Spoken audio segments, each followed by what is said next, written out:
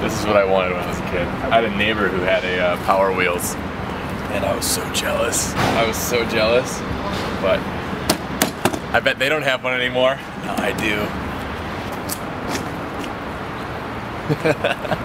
Today we're shooting what we're calling Medal of Honor Cat. It's a touching story of how a cat wins Congressional Medal of Honor. Probably one of the weirder ones, to be honest. Our cat trainers are going to have him run from behind cover into this Jeep with a mounted gun and kind of get up onto the gun, giving Clint and myself covering fire as we, get away. The shooting style of this is going to be a little bit different than a lot of our other videos because when you work with animals, pretty much whatever the animal says and whatever the animal wants, you have to go with. If it doesn't, give you a good take, or if you're not getting the camera angle that you want, you're better off, instead of getting them to try and do something, change up the way you're shooting it. So this may look a little more like your sort of generic action movie than others because we have to work around, well, a cat. Look what the set did here. She took a stuffed cat and took all the pieces off of it. I put them on chopsticks. I put them on chopsticks. And now the actual cat's coming. We can't let him see this, otherwise he might get freaked out. I feel like I built a real car because there was a grill and a battery and pedal system, a brake system. That was kind of the hardest part to put together. I had to put the wheels. It was like building a Prius. Yeah, exactly. I had to put the axles in and. Really? It came in that many pieces? Yeah.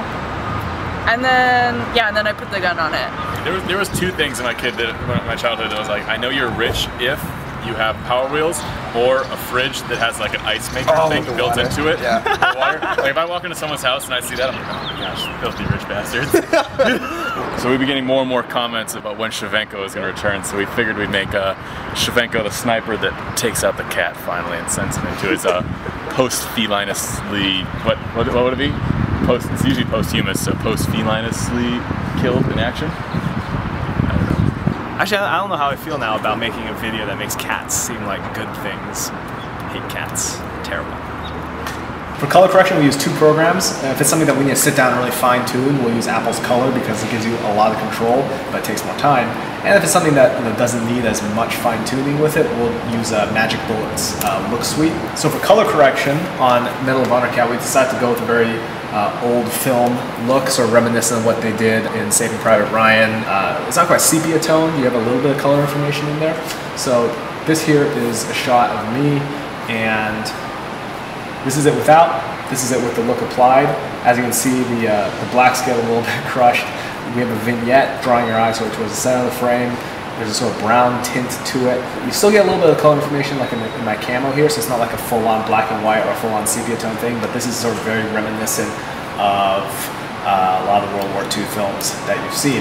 A lot of times we find that the raw footage that you shoot doesn't look that good, and so you'll be working on it and you'll be like, I don't know, it doesn't seem like everything's coming together.